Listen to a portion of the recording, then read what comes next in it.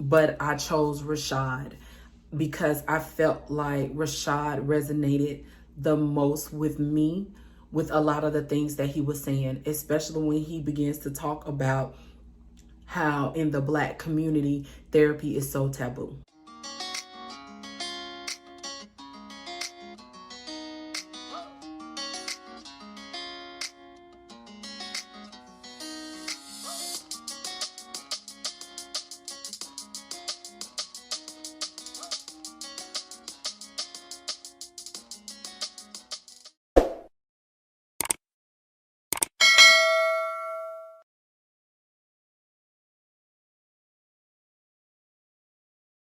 Hey everybody, welcome back to my channel. I know that it has been a minute for me since I loaded anything to my channel.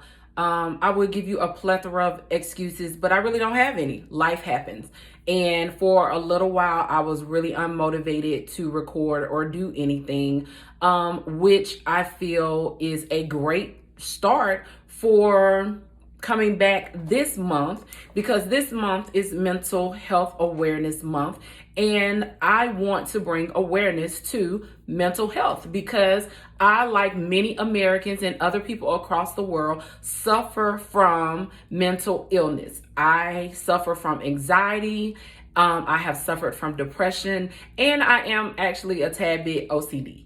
But that OCD really is more of annoyance to probably people like my husband than it is to other people. It really doesn't disrupt my life, but my anxiety does disrupt, and it has disrupted things for me. And I'm getting that back under control because dealing with work and family, it triggers a lot of my stressors. So I do things that I have to do, but I don't do things that I need to do. For example, I get up in the morning, I go to work because I have to pay bills.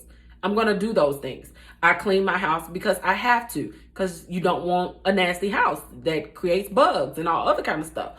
But the things that I need to do sometimes go by the wayside, and a lot of times have gone by the wayside over the past almost year now. And one of those things is my weight loss journey. So because of it, I stopped recording and just being transparent. At the end of that journey, I was at about, I think 205 was my lowest during that journey, and I gained a lot of that weight back. I did not stay the path because we all know that this is a lifestyle change and not just something we do for the moment. So I am getting back on the path. I'm resetting. I'm starting over again. A lot of things have finally smoothed out in my life. My anxiety level is a lot lower than it was for the past 8 or 9 months. So I am coming back to work on and give you some things, some tips that I'm finding that help me. But most importantly, this series that you're gonna get this week focuses on mental health. And as you all know, mental health awareness is celebrated in the month of May. Ironically, statistics say that 18.1% of Americans suffer from some type of mental illness. I personally think that number is a lot higher. And I say that because we all have issues that we deal with. Some of our issues don't stop us from living our normal day-to-day life. We're able to deal with it. Some people just don't report or go see the doctor for a lot of things that they're dealing with. And for that reason, I strongly believe that the number is significantly higher than 18.1%. So my plan for this series is to kind of talk to you about different issues that I've come across, different research that I've found, and I'm going to do all of that by reviewing Oprah Winfrey's documentary that she has on Apple TV. If you have not watched it, then you really need to watch it. If you don't have Apple TV, I really feel like you need to find a friend that has Apple TV so that you can watch this. It is so inspiring. I'm going to share snippets, but of course I can't share it all for copyright reasons, but I was moved to actually share snippets of things that affected me. When I originally decided to come back this month, this was not the plan for this month's return. But the documentary came out and I thought it would be a really great thing to add. So I kind of pushed pause because my original plan was to load a video every week. But the documentary came out like mid-month. So, and I heard about it literally right after I recorded my first video. So I was like, I'm just going to wait. So here we are. Enjoy this snippet and I'll be right back. That is not Rashad. I was taught how to wear masks very, very well. So, I can get up and get dressed with the best of them and put a smile on and, positive. But inside, feel completely broken. Growing up, I've seen a lot of stuff. I have friends that are addicted to drugs. I have friends that walk around talking to themselves. I have all these people, these black men that I know that are older and younger that are dealing with or not dealing with anything. So when I look at them,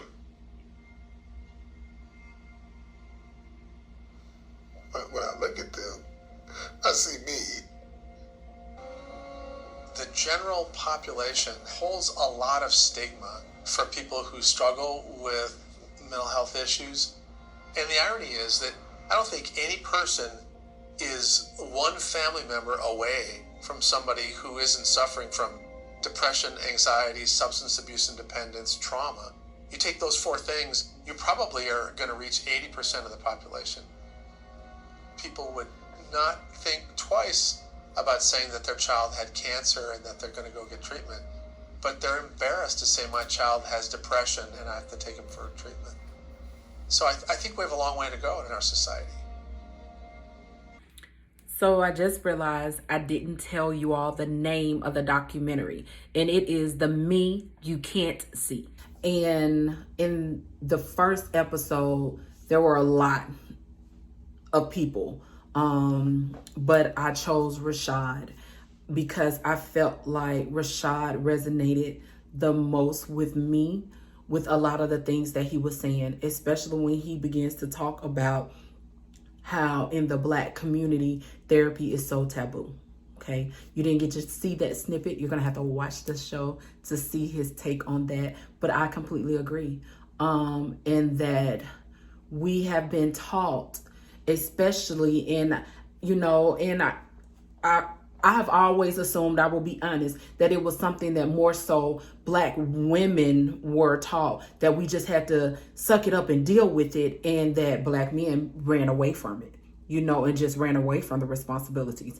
But obviously that's a false assumption also, because Rashad didn't run away from his responsibilities. He was married, he had businesses and things like that, but he was following the path of give it to God and he'll fix it. And that's not always the end all be all. But in the snippet, what really resonated with me was when he said that that's not me. I can put on this mask and I can smile and be hiding so much pain. And I remember sitting down with my former principal in the Middle East. He was an American, but he was the principal at the school there, and explaining to him why I had to come back home, and just kind of giving him everything and laying everything out. And he said the exact same thing one of my colleagues said when she found out about it, is that how do you get up every day and do what you do? You don't look like you're going through all that you're going through, because I've been trained all my life to put a smile on my face, to fix my face. I literally remember being mad, being angry, being upset, and my mother and my grandmother and my aunts and my uncle, I can't say my dad, but everyone telling me to fix my face when I was hurting and when I had pain. And I really try now as a parent, especially as a parent who's been through the things that she's been through and older and wiser, I try not to inflict those same hurts and ideologies on my son. I try to let him know that I recognize that he's hurting, that I recognize that he's upset, so that he learns that it's okay to express his emotions and to deal with those emotions and not just mask them and cover them. Because I think for a lot of us, that's what we've been taught, to mask and cover our pains. And so that masking and covering becomes what creates issues like anxiety, like depression that Rashad was talking about in that episode. He had dealt and covered up, he had covered up so much and not dealt with it that his world eventually began to crumble. And if you watch the episode, he talks about how he's lost so many things. That snippet goes on to point out that we're all attached some type of way to someone who's struggling. And so that puts that statistic that I said at the very beginning, 18.1 to 80%, which is more realistic to me, because the reality is we are all dealing. So my hope is that through these vlogs that we'll be able to explore some things. And even if you don't comment, even if you don't reach out, hopefully you watch this video and the conversation is open in your home, and that you are talking to your children, or either you're recognizing some of the things that you might be doing that are toxic and are holding you or your loved ones back from being their true, authentic selves and being able to express themselves. You don't want to put yourself and people that you love at risk for suffering poor mental health, right? We want to all be strong in our mental health.